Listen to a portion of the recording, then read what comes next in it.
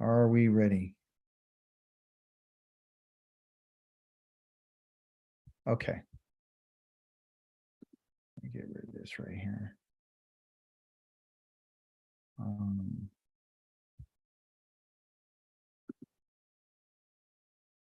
Here we go. All right. All right, can you see my screen? Yes. All right, wonderful. All right, you guys. So this is the last part of chapter I think it's lesson number 17, excuse me. So now that we have this idea about this, passive form and how it works, now they want us to talk about what it's going to look like, right? So they're going to give us this table right here. And remember, there's only 4 ways that a person can do this, right? We know this. So now they're going to tell us on one side about the group 1 active, and on the other side, they're going to tell us about the group 1 passive form, okay? So one is am, like, I'm guarding, you are guarding, he is guarding. Listen, this right here is that first person, second person, third person? Ani. First. It's the first person. So if we know that off the top, then we should know the next one is the second person. And then the next one is the third person. Okay. This is the first person. This is a first person common. This first person common. Okay. So they share all this in common. Okay. They're like still first person. Okay. You look at the second persons. Let's just go down the row right quick. You look at the second persons. Okay. They all share something in common. Tell me the letters that they share in common. The 2 letters. Aleph and the Tav. Thank you. The Aleph and the Tav are the 2 letters that they're sharing in common. Okay. Just like up here is the Aleph and the Nun and the Yod, or the Aleph and the Nun. They share the same letters. Okay. So we understand, we can begin to accept the understanding of, what they have in common. So look for the things that they have in common. According to the teachings that you've been receiving and that I have learned, is that the Aleph Tav is the beginning of something to the end of something and everything in between it. That's why they call it the Hebrew alphabet. And the Aleph Tav is the mark, it's the destination, it's the mark. That's the reason why they're using it, because they're letting you know, I'm going to mark you second person. This is directly to you. Okay, it's you. All right, you. All right, so this you right here is masculine. This you right here is feminine. This you right here is masculine. This you right here is feminine. This one right here is singular. This here is singular. This one here is plural. And this is plural. Okay. Now, look at the third person. What does the third person have in common? The Hey and the Hey and the Waw. Well, I would say only the hey here. Okay. And then they have the aleph on the end, right? Right. So we have to accept that. But all of them have the hey in common. Okay. They're all the hays. Okay. And they're always in the third person. Okay. So anytime, listen to me carefully, anytime there's something that has to do with a third person, whether it's in a masculine singular or the feminine singular or the masculine plural or the feminine plural, they're always going to have that hey right there. Haim, masculine, hain, feminine. He is really she. Who is really he. And those are things you just going to have to get used to and say, okay? But they do have things in common. So once you learn these 12 here, I always like to find things to make connections. So there are 12 of them. So I think about the 12 tribes of Israel. Very easy to remember. Okay.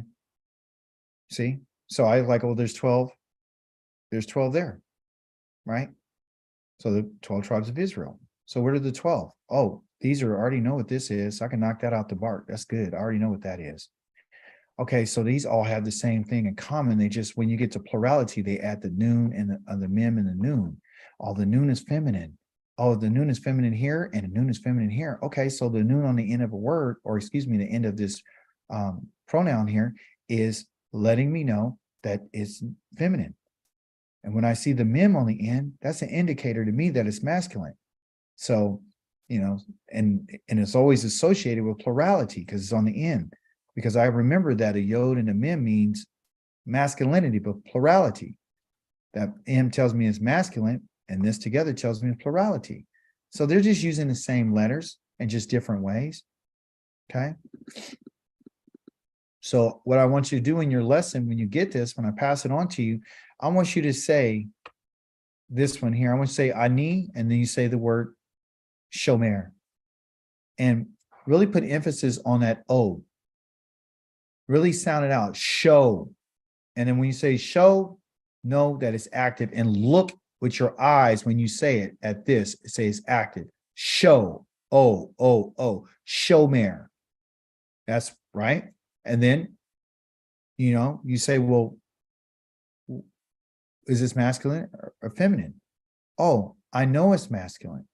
Why do I know it's masculine? Because when I look at the 3-letter root that it has, I know that by itself, they added that wa right there. So that 3 letters by itself is masculine. When they add a tav on the end, or in this case, because they're adding something, anytime you add something to a word, it changes, especially for female, it goes from a hey to a tav, remember?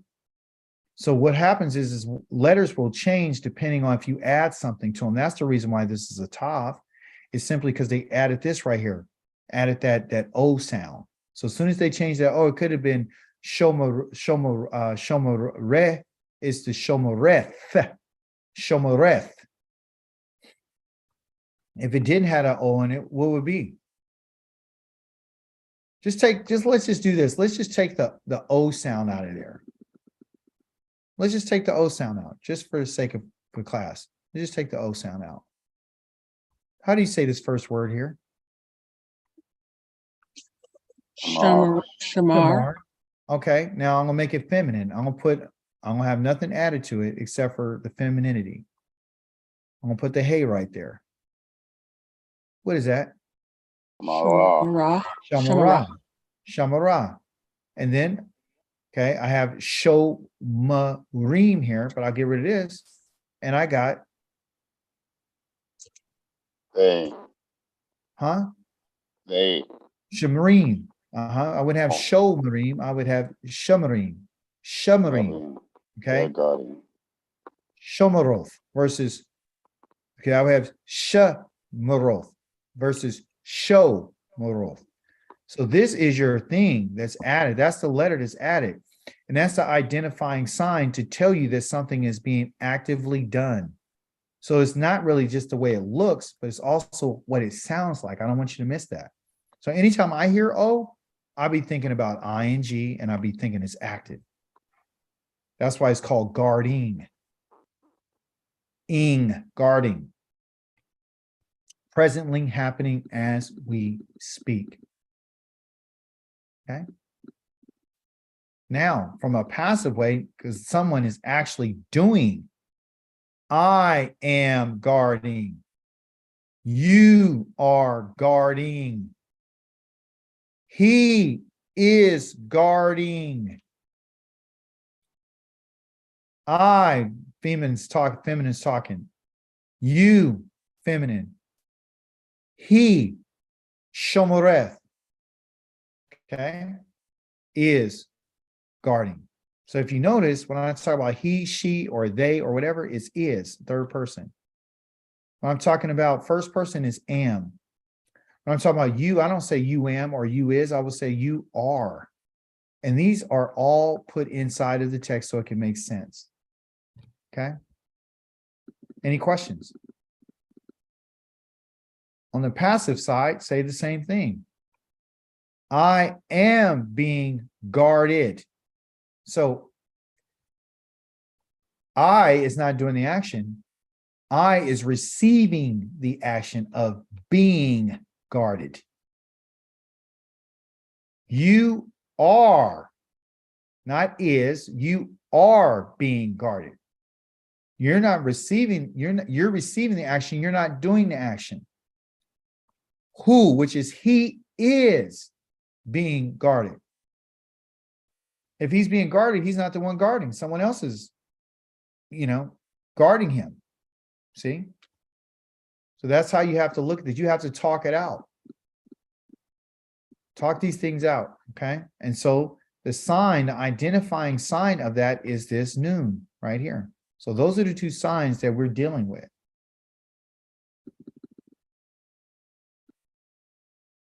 Here it says, let's see some examples. So here's our examples. When you get it, you can see it. Ani shomelech, sholech. Ani sholech, sholeach. I am sending. The ing is the wa. That's what it is. The ing is this sign right here. That being is this right here. We already know that sent is the root. But how is it being done? Who is doing the action? Is it actively being done? Like, are you the one who's sending? I'm sending? Or are you being sent? Is the action happening upon you? Somebody's doing something to you. Okay? And so those are your signs. So go through these and memorize them. And understand and apply to the letters. So when you look at the words, look for the root. Okay. And then, of course, at the bottom, they give you your identifying signs of active and passive. Don't let it intimidate you. It's nothing.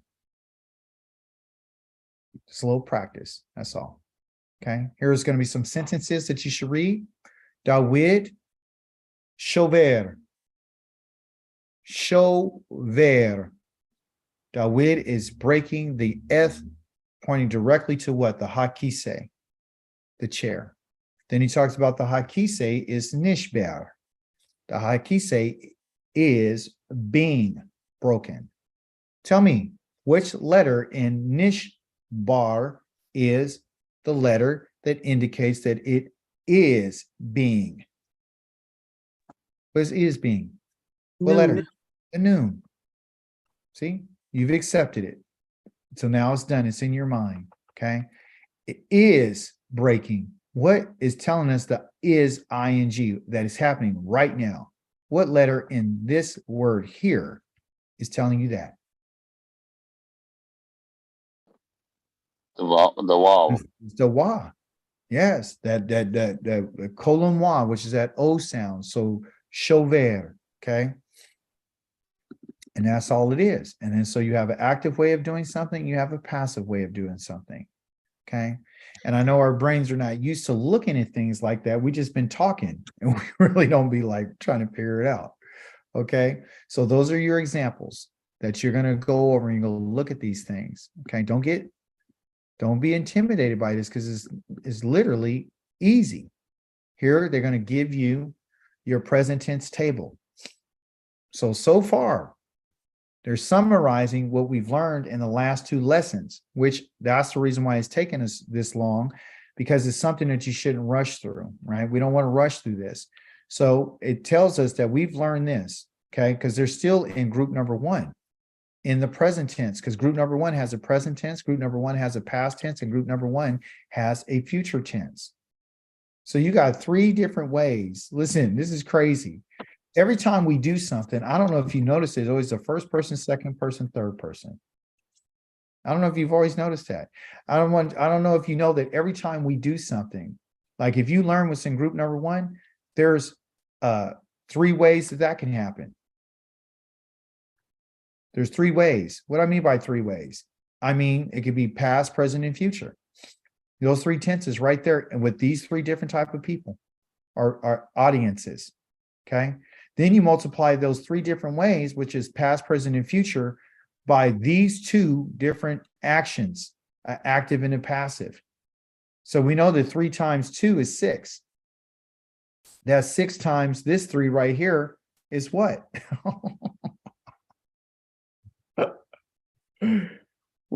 What's 6 times 3? Come on, 18. 18. Yeah. Okay. So you got 18 just on group number 1. Okay. That's just what we've learned so far. I didn't add the extra 8 different conjugations. I just talked about, well, I gave you 3 of them. I didn't give you the last 5 of them. There's 5 extras. But right now you got 18 different ways that you can deal in group number 1 right now. Group number 2, it'll be 18. Group number 3 to be 18. Group number 4 to be 18. Then once you decide that you're learning these things, you can turn around and how many vocabulary words do you know? Literally 18. hundreds. Oh, 100. Yeah, you got hundreds so far. You got hundreds of them so far in your lessons. So you multiply that 18 times that, and that's, that's a lot. Just off of group number 1. You see? So once we learn, and this is the beauty of taking our time because we're in a garden right now. Once we learn how to work in this garden, everyone, and we start learning how to use our tools, before you know it, you're going to be like 4,800 different ways of doing something. It's going to be phenomenal what you're going to be able to do. It's going to be amazing. And that 4,800 is the multiplication of everything. So all these groups down here, you're going to learn how to do them in all different types of ways.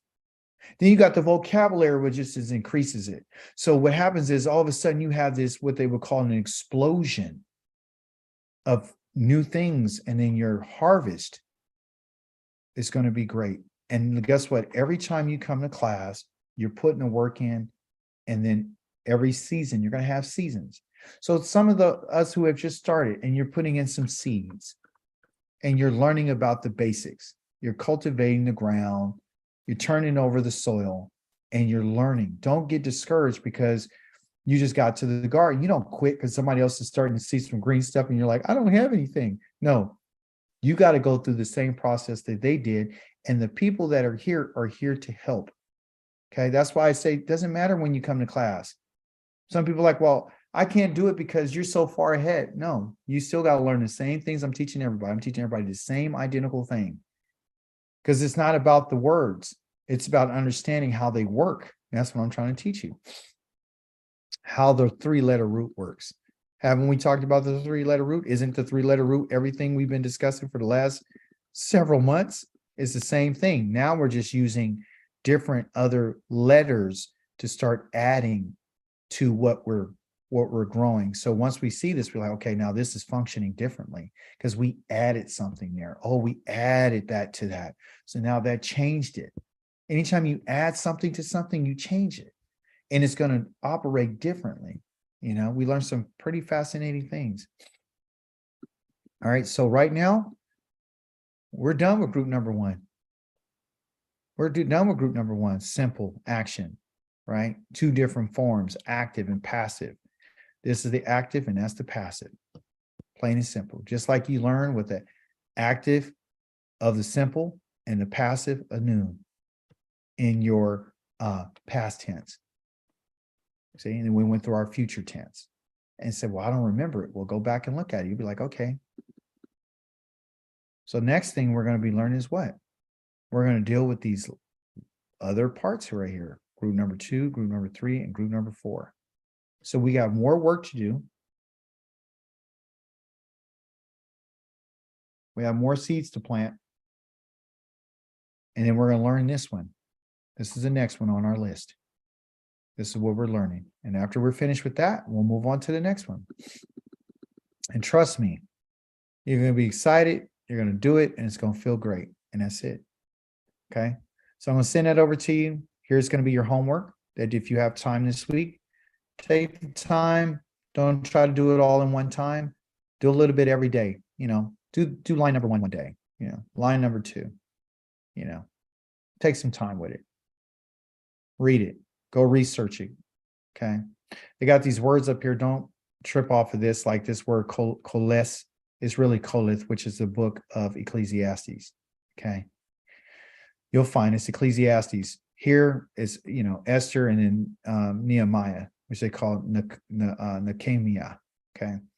So you'll read those and go and look at what they say, and go to the Bible Hub as your tool to help you understand, to break these things down. These little side notes on the side, again, tell you, like, number one, it gives you the definition of a word that you've never seen and you've never introduced to us, right? Which is called a downtrodden. Yeah, downtrodden. Where's that at? See it right there. I see number 2 right here is despise. I see that. So look at your little notes, find it. They're telling you too, the word for sentences is pusukim, okay? Pusukim, right? Or pusukim. The pusukim is the eam on it, tells you that it's plural. So it's really a pesuk is one line, one sentence. A pusukim is multiple sentences. Okay, so we'll always talk about little stuff like that when you see it. So I wanted to let you know what that means. And what else do we have? Oh, I'm going to put in your answer sheet on page number 55, which here's your answers. Real simple. See? It's all there. Look at the top. They're telling you right there what they're calling it. It's calling a nifel. So you know a nifel is a passive. Okay. So if I want to really like kill the game, what I'm looking for is the noon, the ni. Next letter is the pay right here. So it'd be the next letter right here. That would represent the pay. And then I would have those 2 dots, which are right here. And then I'll have the all, which could either be this or it could be that. And I'll be able to put that up underneath what I'm saying. Like nish. See the dot and the 2 dots and then that ah sound, it's right there. Okay, this one here got the same thing. There might be some changes on depending on what word. The reason why this is 3 dots right here, everyone, and this one is 3 dots is because this is called a guttural, and that's something we'll get into later. Or the reason why they change these little vowel points underneath is because they're gutturals, and you can't have certain sounds under the aleph. There's certain sounds that they would accept. Okay. And some rules that go behind that, but I don't want you to get into that. I just want to kind of put you up on it, like, well, why does every last one of them have that dot and then a ah, right? And like ne-ah, and this one here has a eh. So if you see right here, both of those letters right there are alephs, and that's because they're gutturals, which is a grammatical rule. So you can't, you can't put certain sounds under gutturals, and that's just a rule that they have. What else do we have? Okay, so look, there it is. It's right there for your answers. So go, figure it out. That's what it is. And then come back and look at the sentences, and then they're going to break it down and take the time to go over it. And so you can understand what they're saying and why they're saying it. They actually, one thing I do like about this book, they do break it down here. And they kind of show you, they put a line to show you the difference between the root and what was added, which is cool. Okay.